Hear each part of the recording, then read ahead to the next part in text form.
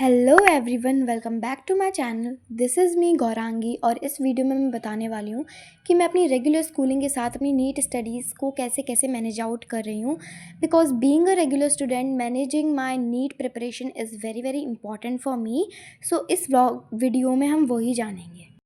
अगर सबसे पहले मैं बात करूँ अपने जो डेली मेरा बेसिक रूटीन रहता है, वो होता है कि मैं स्कूल से अराउंड 2:30 पीएम तक घर आ जाती हूँ और देन 4 बजे तक रेस्ट लेने के बाद फिर मैं 4 बजे अपनी क्लासेस अटेंड करती हूँ। 4 बजे से मेरी बैच की क्लासेस होती है, 4 से 8।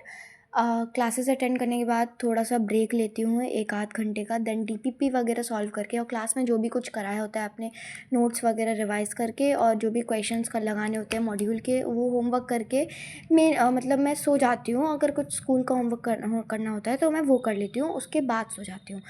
तो बेसिक तो मेरा यही रहता है अभी हाल फ़िलहाल रूटीन।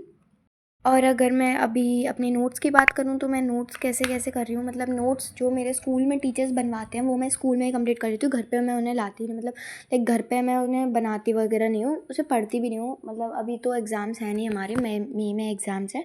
तो मई में जब भी एग्ज़ाम्स होंगे मैं स्कूल नोट्स से पढ़ने वाली हूँ।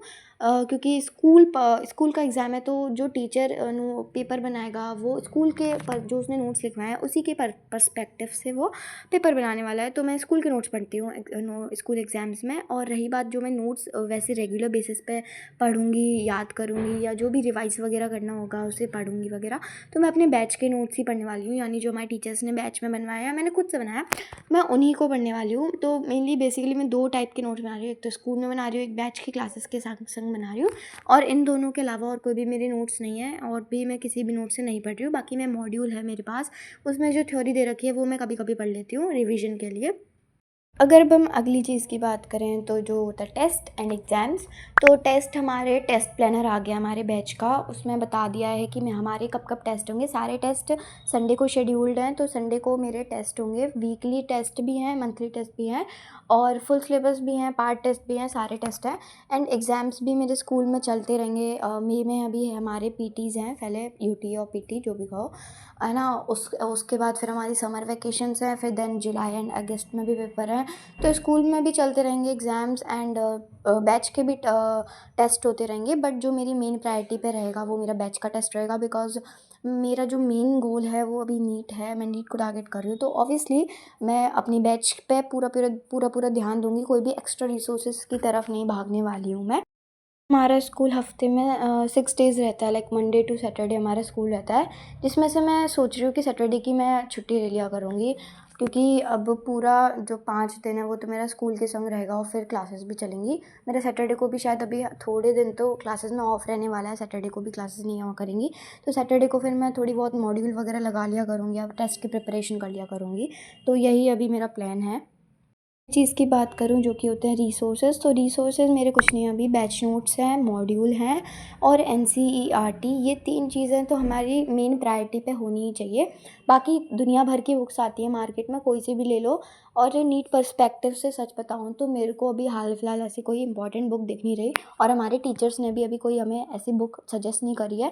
उन्होंने बोला बस मॉड्यूल कर लो, नोट्स कर लो, डीपीपी लगा लो, टेस्ट दे दो सारे, तो वही उसी से तुम्हारा काम हो जाएगा। तो अभी मैं ऐसे कोई एज सच कोई बुक नहीं ले रही हूँ, रेफरेंस बुक्स।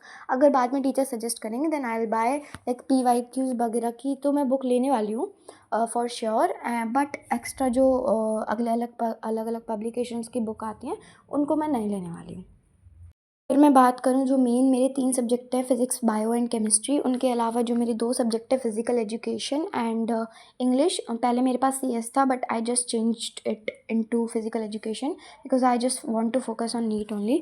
तो सीएस में काफ़ी सारा मतलब प्रैक्टिकल वगैरह होता है तो उस पर ध्यान देना पड़ता है। एनीवेज, अगर मैं उनकी बात करूँ कि मैं उनको कैसे मैनेज आउट कर रही हूँ, तो मैं जो होमवर्क होता है ना वो सोने से पहले करती हूँ, क्योंकि उस टाइम पर अगर मेरा नींद में भी होंगी ना तो डेडलाइन की वजह से मेरे को ये होता होगा कि मेरे को करके ही सोना है, वरना कल स्कूल में डांट पड़ेगी। तो मैं जब मेरे एनर्जी फुल होती है उस टाइम पे मैं होमवर्क नहीं करती हूँ। मैं उस चीज़ को मेनली पीसीबी को दे देती हूँ, मतलब उस टाइम को मैं पीसीबी पढ़ने में दे देती हूँ। और होमवर्क हो गया, स्कूल एग्ज़ाम से एक दिन पहले पढ़ना होगा हमें इन जो एडिशनल सब्जेक्ट है मेरे, इंग्लिश और फिज़िकल एजुकेशन। बाकी इनको रेगुलर बेसिस पे तो भला कौन ही पढ़ता है ऑब्वियसली। और अगर मैं अगली चीज़ की बात करूँ जो कि है टाइम टेबल, तो मेरा अभी एज़ सच कोई फ़िक्स टाइम टेबल नहीं कि मुझे इतने बजे से इतने बजे, ये वाला तो बहुत ही गंदा टाइम टेबल होता है। और इसके अलावा अगर आपको ऐसा कोई टाइम टेबल बनाना है तो टाइम टेबल मत बनाओ, डेली टारगेट्स रखो, उन टारगेट को ट्राई करा करो कि आप कंप्लीट कर लो, उससे अलग ही तरीके का कॉन्फिडेंस एंड मोटिवेशन आता है। तो जो भी चीज़ें मैं वीडियो में बता सकती थी मैंने बताई हैं। अगर आपके फिर भी अगर कोई डाउट हो गए रह गए हों तो just drop that doubt in the comment section, I will answer that. Okay, मिलते हैं नेक्स्ट वीडियो में, तब तक के लिए bye. That's all for this video, bye bye.